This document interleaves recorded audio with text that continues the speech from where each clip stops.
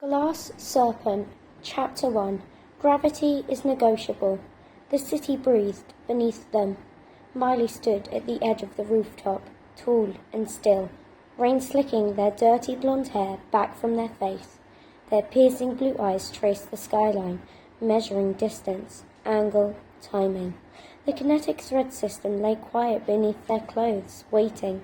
"Wind's picking up," Zaylin said, crouched beside a vent. Her own dirty blonde hair was tucked beneath her hood, blue eyes bright with focus. "You good?" Miley flexed their fingers once. "Always." Elliot's emerald green eyes flicked up from his wrist console. Cameras looped. "You've got a 20-second window." Miley stepped forward and off the edge. For half a heartbeat, gravity took over. Then, the KTS activated. Micro bursts in Milo's boots softened the drop as a filament-thin kinetic thread fired from their wrists, anchoring to the opposite building. Momentum redirected. Fall became swing. Swing became landing. They touched down, without a sound. Zaylin shook her head, smiling, despite herself. "You make that look unfair." Miley glanced back, paths clear, and just like that, the mission began. Chapter 2. The old lessons. They'd been trained young, not with weapons at first, but with puzzles, balance, exercises, observation games. Their parents taught them how to fall safely before they ever taught them how to fight. Miley remembered that now as they led the descent into the building's interior elevator shaft. No cables, no safety net. They jumped first. The KTS absorbed the impact, threads snapping and releasing in controlled bursts as Miley ran down the shaft wall, boots finding grip where there shouldn't have been any. Zaylin followed, using the anchor Miley left behind. Elliot came last, muttering, "I still think stairs are underrated." Miley smiled faintly. Someone had to make the impossible look normal. Chapter 3. Zaylin's hands. On the 12th floor, a security panel sparked dangerously. Zaylin was on it instantly. She knelt, tools unfolding from her wristband, fingers moving with astonishing speed. A fried circuit was bypassed, reinforced, improved, fixed, she said.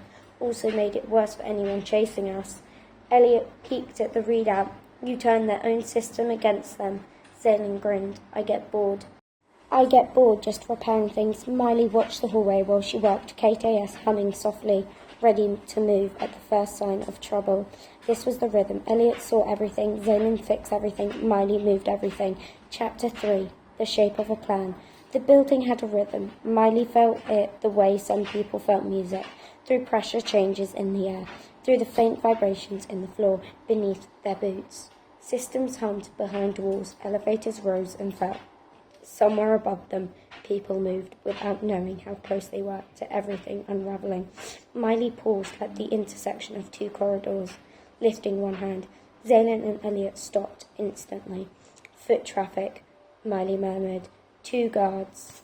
"Not looking for us." Elliot's emerald green eyes flicked behind his lenses as he pulled up the feed. "Yep, routine patrol. They'll pass in 12 seconds. Miley nodded, already shifting their weight.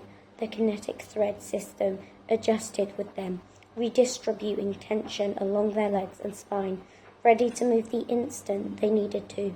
The system wasn't loud or flashy. It responded to intention more than command, a silent conversation between body and machine. The guards passed. Miley moved first. They crossed the corridor in 3 quiet steps, boots landing precisely where Elliot had marked blind spots on the floor. Zaylin followed, her movements efficient and smooth, tools secured tightly against her wrists. Elliot came last, eyes still half in the digital world. They reached a service door, marked, "Authorized personnel only." Zaylin knelt beside the panel, already opening it with practiced ease. "This place doesn't look like improvisation," she muttered. "Everything's layered, over-engineered." "That's fear," Miley replied. "Fear hides under complexity." Zaylin glanced up at them. "You sound like Mom." The words landed heavier than expected. Miley didn't answer right away. Inside the service corridor, the lights dimmed to emergency levels. Pipes ran along the ceiling. Some warm, some cold. The air smelled faintly metallic. "This is where it branches," Elliot said quietly, projecting a ghostly blueprint between them. Main vault access is 2 floors down. But, he hesitated. But, Zaylen prompted. But there's a shadow system, Elliot continued. Something not on any official schematics. I can see it directly, but it's there. Miley studied the blueprint, eyes narrowing. Then that's what matters. Zaylen stood, rolling her shoulders once, meaning the real vault isn't where they want people to look, Miley said. It's where they think no one can look. Elliot's lips twitched. Vertical access. Miley's answer was immediate. Always. They reached another shaft, narrower than the last, cluttered with maintenance, rails and cable bundles. It wasn't designed for people. It was designed to be ignored. Miley leaned over the edge, evaluating the drop. A KTS hummed faintly, reading distance and angle, mapping possible routes faster than conscious thought. I'll go first, they said, already stepping onto the ledge. Zaylen frowned. You always do. Miley looked back at her, expression calm but unyielding. Because I can make mistakes safely. Zaylen didn't like that answer, but she trusted it. Miley jumped. This shaft required finesse rather than speed. They used short burst boots, flaring briefly as they ran along one wall, then another, redirecting momentum in controlled zigzags. A thread fired and anchored to a ceiling strap, allowing them to slow without stopping entirely. They landed lightly at the bottom and looked up. Anchor's good. Zaylen descended next, then Elliot, gripping the kinetic climb with more relief than he'd ever admit. Elliot exhaled. Once he reached the floor, you ever think about what happens if that thing fails? Miley met his gaze. Every time, and then I plan not to let it, Miley said. The deeper they went, the quieter the building became. Here the walls weren't polished, the lights weren't bright, everything felt older, more deliberate, like the building's skeleton rather than its skin. Zaylen slowed, eyes scanning the equipment lining the walls. This tech doesn't match the upper levels. Elliot nodded. It's not corporate grade, it's classified. Miley felt the shift in their chest before either of them said it. This isn't just storage, Miley said. It's containment. A low hum vibrated through the floor. Elliot stiffened. Guys. The spider-bot feet flickered, then froze. That's not good, Zaylen said flatly. Miley raised her hand. Hold. The KTS adjusted automatically, locking Miley into perfect balance as they listened. Not just with ears, but with instinct. Someone noticed, Elliot whispered. They're probing my access point. Can you hold them? Zaylen asked. Elliot's jaw tightened. For now. Miley didn't hesitate.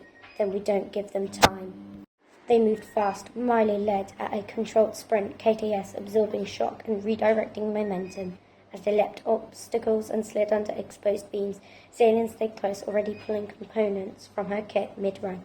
Elliot followed, one hand on his console, the other steadying himself against the wall. They reached a sealed door, thick, reinforced, humming with power. Zaylen dropped to her knees instantly. This is it. Miley took position beside the door.